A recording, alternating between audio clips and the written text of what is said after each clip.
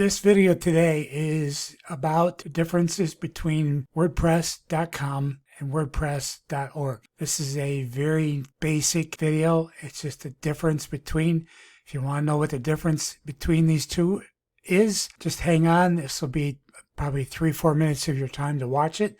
It'll explain it real quick what it is, the differences between it. If you're on .com, this is how you get started through the WordPress.com start user site, and you'll create an account in here and you fill in this information, and or you can continue with Google or continue with Apple, and you can use that. The other difference is that you're going to have a WordPress.org, which will come through having a hosting site, a cPanel, and setting up some things on setting a WordPress and some headers, set WordPress and some domains, subdomains, things, extra steps. We're not going to go into any of that. They'll be on a separate videos that I have for that. But that's what this video is about. Just hang in. We're going to look at the differences real quick, and then you can decide which one works better for you in your situation right now. So let's move into the first section of explaining the difference between WordPress.org, WordPress.com. Right.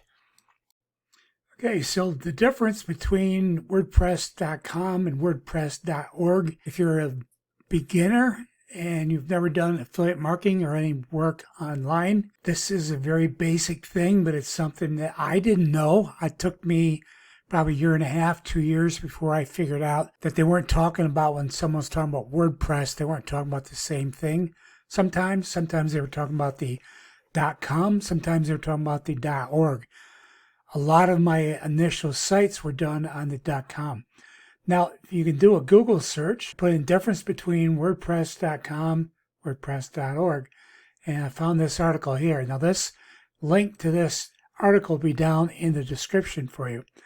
It's from Forbes magazine, and this is a real basic thing that people want to know about, because obviously Forbes wouldn't write about something that wasn't important, that people didn't know about. What they do is they have an article here. It's a very good article about the difference between .com and .org. And then what I'm going to do in this video today is I'm just going to real quickly show you an example of what the difference is from the world of inside working with it and the reality of it, not just an article. Okay, so for WordPress.org, what you need is you will have to have a hosting service that you pay for. You'll have a domain that's being hosted on a hosting site. And then what you have to do is you have to come down here. Most places, hosting site, there'll be a place you can click on WordPress. And then they'll show you, I'll have this in another video of how you set up a WordPress site using this right here. Some sites have something called Softoculous. There'll be an area called that. Mine has this where it just have WordPress.org will be set up by filling in the blanks and doing the current. Setting up a WordPress.org, that's the difference. WordPress.org is done through a hosting site.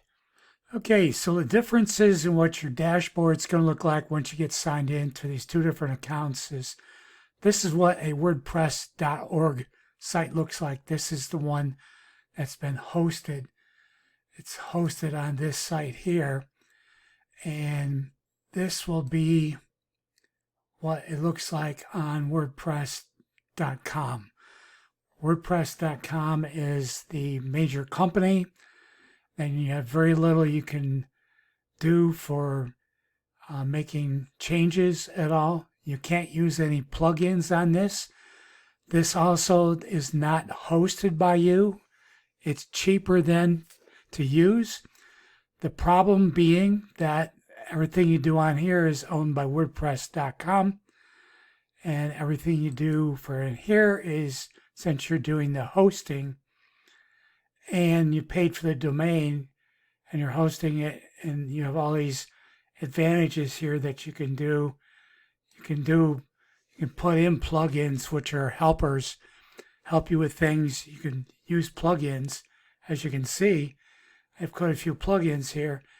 These plugins can all be put in to help me with editing on WordPress.org, whereas in WordPress.com, I just have very simple things that I can do. And there's not much I can do. I can do publishing. So as you can see on WordPress.com, they own it. You can publish content on here. What this is used mostly for, it was back when I started 10, 11 years ago, is that this is used to support, to build links, to help with what we call Web 2.0, which was using social media, which social media was different back 11, 12 years ago than it is today. But that's what it's used for. It's used to build links too. You can put content that's similar to what you have for content on your .org site, and you can just build it out and try to get some links back and forth to this to get some link juice, to get more attention to your article for Google, for SEO. That's all. We're not going to go into what this is about, how it's like, what it's like to use it, all that. I'm not going to do that. This video is simply about showing you the differences between this. Doesn't have many editing features at all, and the WordPress.org, since you're hosting it and paying money for it, has a lot more advantages for editing to it and things you can do with it. So that's the difference between the two. That's .com versus .org. So that's my video on the difference between WordPress.org, WordPress.com. WordPress.org will look like this when you go to set it up, and WordPress.com will look like this. And I hope that this video helped you out today. If it did, please give it a thumbs up, like it. Don't forget to subscribe to our channel. That helps us with our relationship with YouTube. And also hit the bell icon. There'll be a lot more videos coming about using WordPress and making money through affiliate marketing. Thanks for watching our video today. We appreciate it.